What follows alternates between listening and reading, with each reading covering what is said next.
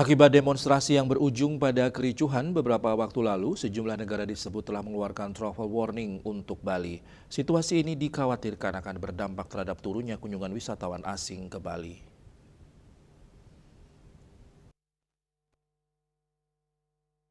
Peristiwa demonstrasi yang berujung anarkis beberapa waktu lalu masih menyisakan duka mendalam bagi sejumlah kalangan. Demo yang seharusnya menjadi sebuah penyampaian aspirasi justru berubah menjadi kericuan akibat oknum provokator.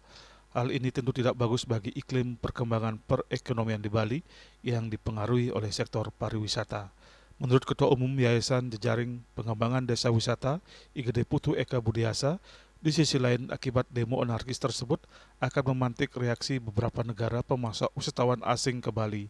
Pihaknya juga mengapresiasi langkah cepat Gubernur Bali dalam memberikan jawaban kepada pemerintah di luar negeri, sehingga mereka bisa menurunkan tensinya untuk melarang warganya berwisata ke Bali.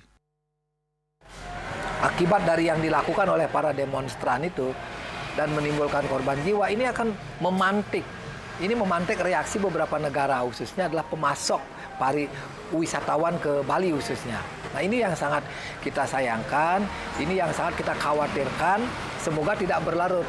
Dan pada kesempatan ini kita juga mengapresiasi Gubernur Bali dengan tanggap dan cepat bisa memberikan jawaban kepada pemerintah di luar negeri, ya, negara-negara tetangga, negara-negara pemasok wisatawan, sehingga mereka akan menurunkan tensinya untuk marah atau untuk memperhitungkan kunjungan, sehingga mereka akan kembali menerima bahwa Bali itu damai, Bali itu tidak seperti yang diberitakan, dan Bali itu adalah tetap mengutamakan dan mengedepankan harmonisasi untuk semua kalangan. Seperti diketahui bersama, akibat demo anarkis yang terjadi 30 Agustus lalu, sejumlah negara tetangga mengeluarkan travel warning kepada warganya untuk datang ke Bali. Situasi ini pun dikhawatirkan akan berdampak terhadap turunnya tingkat kunjungan wisatawan asing ke Bali. Andika, Bali TV.